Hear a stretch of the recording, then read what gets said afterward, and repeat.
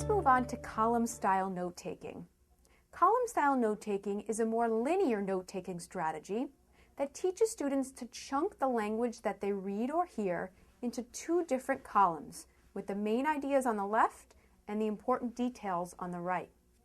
Column-style note-taking also begins with the highlighting strategy. However, the highlighting is slightly different with column-style note-taking. To start, we still read the entire passage, then go back and highlight the topic of the whole passage in blue. However, instead of highlighting only one main idea in green, we highlight a main idea for each paragraph in green.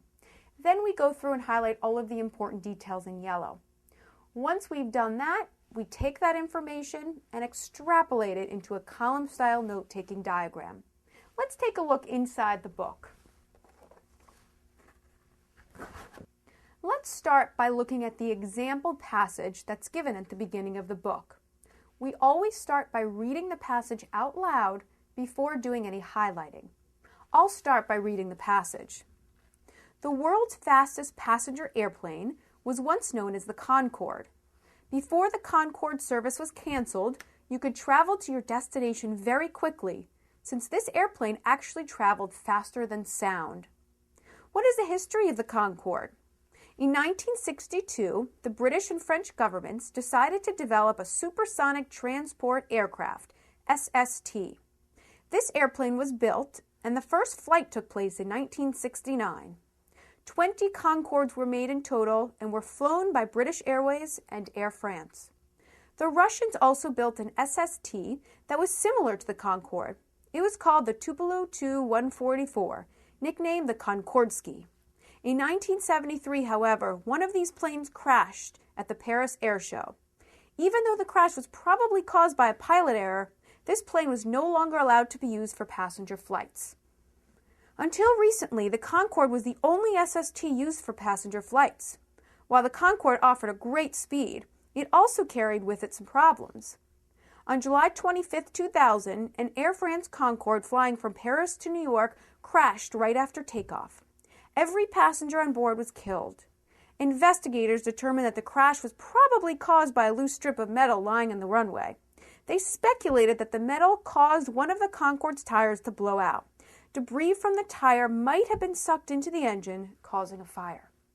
Now that we've done our reading, it's time to go back and highlight the topic. In this case, the topic is the Concorde. So we highlight Concorde in blue. Then we highlight the main idea of each paragraph in green. Keep in mind that sometimes students have to come up with their own implicit main idea and write it on the margin. Then they would highlight their main idea in green so that all main ideas are highlighted in green. Finally, the student would go through and highlight all of the important details in yellow. Once we've done our reading and we've done our highlighting, it's time to take this information and create a column-style diagram on the next page. It's important that they try to integrate as many abbreviations, symbols, contractions, and any other form of shorthand as they can, since this is a form of taking notes. Let's take a look at the sample here. On the top of the diagram, the student would write in the word Concorde, since Concorde is the topic. Then starting on the left side underneath the main ideas column, the student would write in the main idea from the first paragraph. In this case, world's fastest airplane equals Concorde. Then on the right side, using bullet points, the student would write in the important details, again, in his or her own words, from that first paragraph. Then we draw a line and go to the second paragraph. In this case, the main idea was history of Concordes, and on the right side, the important details are written in bullet points. Then we draw a line, go to the third paragraph, and so on and so forth until we finish the passage. Let's look at one more together that a student completed. We'll take a look at exercise 4. We start out by reading the passage out loud. If the student is doing this exercise independently, it's okay for the student, of course, to read to his or herself, but it's important that the reading is done before any highlighting is done. Once the student has read this passage, they would go back and do the highlighting. In this case, our topic was the Federal Reserve, so we highlight that in blue. Then we highlight the main idea for each paragraph in green. In this case, Central Bank of the United States was the main idea of the first paragraph. Before the Fed was the main idea of the second paragraph. And Fed's job was the main idea of the third paragraph.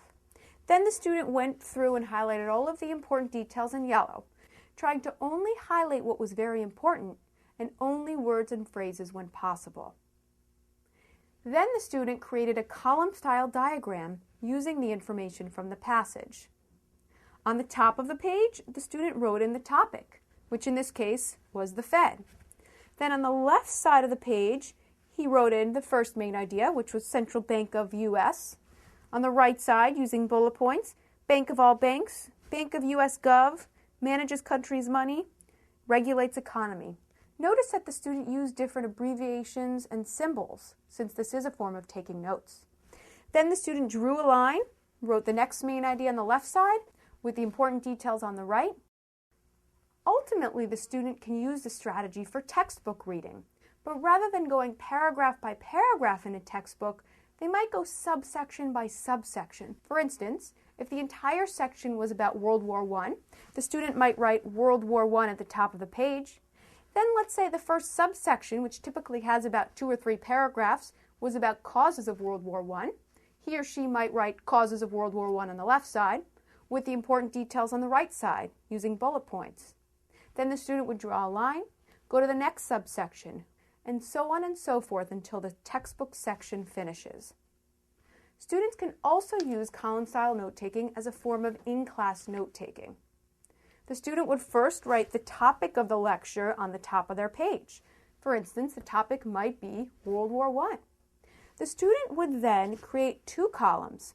The left column should be about 1/3 of the page from the left side, and the right side should take up about 2/3 of the page. The left side would be called main ideas, and the right side would be called notes. Underneath the notes section, that's where the student would take notes during the lecture. The student would not write anything underneath the main idea column.